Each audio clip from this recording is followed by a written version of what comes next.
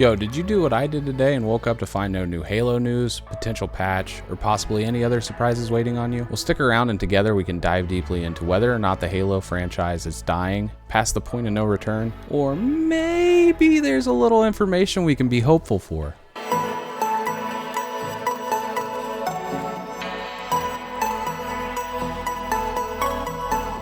Good morning, good evening, and what is going on, team? Benny been playing here. I noticed something odd today. I woke up early for once, which was already kind of weird.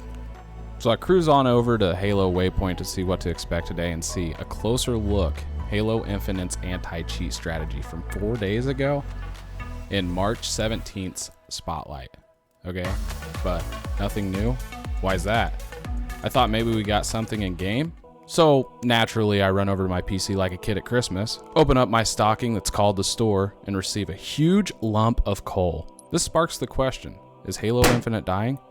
Is it currently sinking beyond the point of no return, or worse? Now we have the devs, previous and current, along with Papa Microsoft pointing the fingers saying, you did it, you did it, you did it, you did it, you did it! Okay. A bit much. But in all seriousness, does this mean Halo Infinite is dying? Or is this great franchise that's been a huge part of my life and many others finally dead? I'm going to obviously leave that up for you to decide, but I just want to bring up 3 points. Halo Infinite ranked. First, we need to talk about the current state of Halo Infinite's ranking system.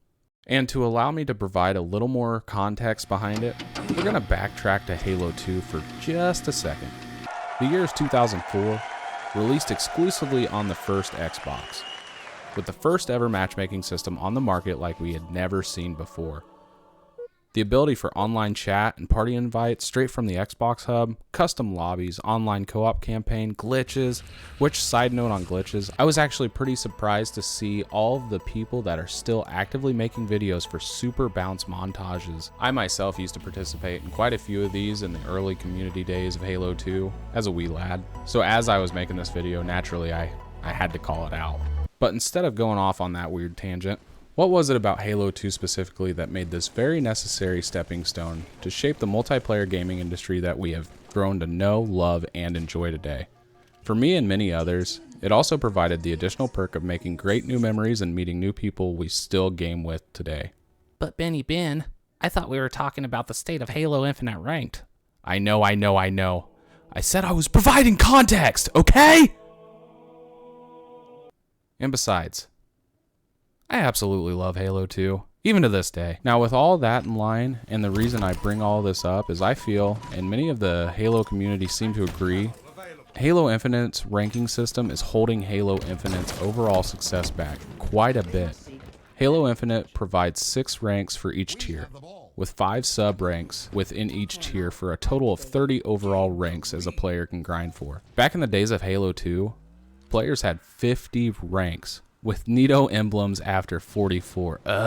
What, can I have a Halo ring beside my tag? Yes, please. Looking over the ranked player percentages of Halo Infinite, it seems that everyone is starting at least gold and above. While in Halo 2, the entire community all started as a collective, together at level 1. This caused players to grind through 1 level at a time. Unless they were absolutely killing it, then you might get lucky and go up maybe 2 or 3 ranks. I hope you're starting to see why I chose to provide a little bit of context for you. Are you seeing any differences here? Okay, alright, that's fine. I'll continue to spell it out for you. With Halo Infinite, the average Halo player qualifies and skips 18 of the 30 ranks. Put that into perspective, 18 of 30 overall ranks. That's obviously excluding Onyx. If you place Diamond, you're gonna skip 24 out of 30 ranks. Wait, what? Halo 2, no matter how good you were, it would take you weeks to move through the 20s, then a few weeks through the 30s, where players would cap eventually in the 40s, and then after you hit the 40s, you'd have to hardcore grind to get that pretty nice Halo ring. This caused players to acquire each rank and feel extremely good when logging in and wanting to increase their rank more, which is a huge incentive. Halo Infinite's rank system is built to not allow the player to rank until the player is substantially better, which is... Wait. What's the opposite of a massive incentive? Oh my god, lol. It's not acronym. Idiot boy. In my honest opinion, this seems like quite a bit of laziness, almost as if the ramifications were put in place without being thought about at all prior to its launch. Like, computer build it. All jokes aside, did 343 really sit there and say, hey Bonnie, you know what the Halo community would really enjoy? Yeah, what's that, Frank? I think oddball in every ranked game, right? Unlike Halo 2's ranking system, however, Halo Infinite's ranking system really is extremely good at what it is intended to do, I guess. What I mean by this is how its intent is to find the correct rank tier players deserve and matching them up with the other players around the same overall skill base. This makes for an extremely competitive match overall. I can't be the only one noticing some similarities and things that are needing addressed in order to save this game, right? But again, we're just sparking the conversation. I'd obviously love to hear your comments in the comment section down below. Or maybe there's some ideas that I haven't thought about. Or again, we're just make the conversation happen. Come on, guys. While Halo 2 definitely had its flaws with its ranking system, everybody can recognize that. It's an old game. There's got to be some way to make this type of super hybrid ultimate ranking system that we have never seen before. I truly do understand the idea of what 343 is trying to do with this updated rank system, but to me, without the increased amount of grinding and multiple rank lists like Halo 2 had to offer us, it's getting pretty stale pretty quick, and the community numbers are dropping like flies. This often leaves players feeling empty because, you know, oddball. This kind of stings to say this, but because I have been enjoying a lot of other different games. I know. Recently because of the amount of content they have to offer, but I can't stop thinking about Halo daily. And checking back to Halo Waypoint to ensure I haven't missed anything. The problem with the other games is I can't bring myself to feel the same mentality that I have with Halo games for the past 20 years. If you're like me, you started playing Halo day one, son. That's 20 years ago, team. At this point, leaving Halo behind is like telling your best friend to take a hike. See you later, I'm done. Most of us have so many amazing, beautiful memories and stories with this franchise that we refuse to let go. Halo LAN parties, release nights that we just had to get everybody to go to, meeting great people along the way, and even playing competitively at GameStops, which is actually why I'm trying to do what I am currently doing and build an interactive community where we can hang out, talk games, review games, and much, much more. It's gonna be a lot of fun. I've got a long journey ahead, but so do all of you. If you wanna come hang out live, come check me out on Twitch, Benny Been Playing. My work schedule's kinda everywhere, but make sure you check out my Twitter for an updated weekly schedule. There's no doubt in my mind that this is the game that we've been waiting for. The game that'll be the best damn entry into the franchise. It's gonna take quite a bit of effort from 343 to allow it to bounce back. I'm absolutely scared of, hypothetically, it's a year or two from now, previous entry being a Halo 5 and nothing's being done with Infinite. Longtime fans like myself and others will finally sit back, take a drink from that strong Itoda So coffee and say, you know what? That's enough. I'm done. And if they lose us, they will have no target audience. It's pretty clear when playing by myself in lobbies, everyone is between their late 20s and mid to late 30s. It's also scary having 343 indicating they have failed to attract the mainstream audience and staying silent as much as they have. To be honest, if Forge gets delayed again, Season 2 is completely done like Season 1, 3 to 6 months, or they hold co-op campaign again, I'm gonna have to heavily consider moving on from this great franchise that I've known to grow and love. But it's not up to just me. Make sure you drop it down in the comment section down below and let me know what keeps pulling you back to Halo. Or you can even comment and say, yep, I've fallen down the hill of defeat and I'm done, never looking back. That's fine. I understand. I really do. Let's just be real. I hope and pray it's not the regurgitated items in circulation in the flippin' shops. Right. But with all that being said, team, let's go ahead and take a deep old dive down the conspiracy alley. Wait. What? It's worth mentioning, take all of this information I'm providing with a grain of salt. Nothing official on anything about to be discussed has been released. And let's be real, it's 2022.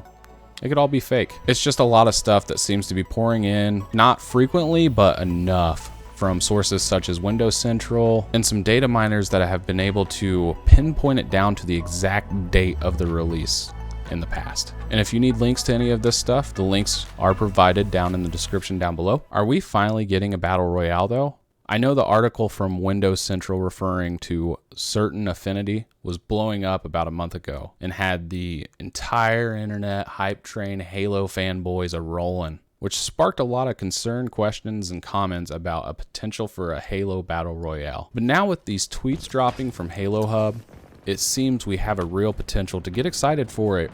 I don't know, maybe a PvPvE, a new PvP mode, or even better, a battle royale mode. Real quick, the screenshots provided show settings for respawn and drop pods. Once a certain number of teams are left, it triggers a sudden death type mode. Use individual life pools, starting deployment keys, and wait, extra deployment keys? I don't know if these keys could be used in a drop pod or not, but it's hopeful to say at the least. There's also a bunch of settings for some type of containment zone.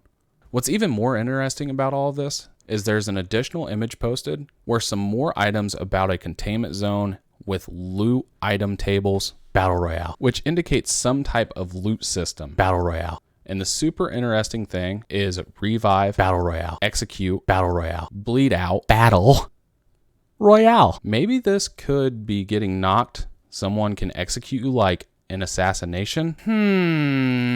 Battle royale. Don't get revived in time, battle royale.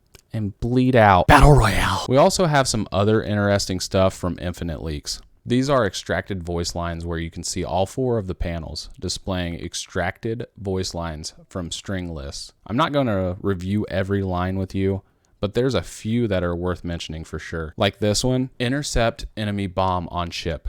What? Detonate a bomb on enemy ship. Team, shield down, ship vulnerable. Is this the update we finally need? This one's interesting too. Deliver Spartan IDs to Headhunt database. Not enough scrap. I don't know about you, but me personally, the only style of game that I know of that I've used scrap are like RPGs and so on, where you have to, I don't know, Halo perspective, upgrade ships, equipment, weapons, or bases. Battle royale. It's definitely interesting. And if this is real, I am very hopeful. I don't want to sink too far into the conspiracy sea of the unknown, but God, this makes me super hopeful, man. Here's personally what I think's happening. I think Certain Infinity is working on multiple modes to test the waters and see maybe if one of them stick.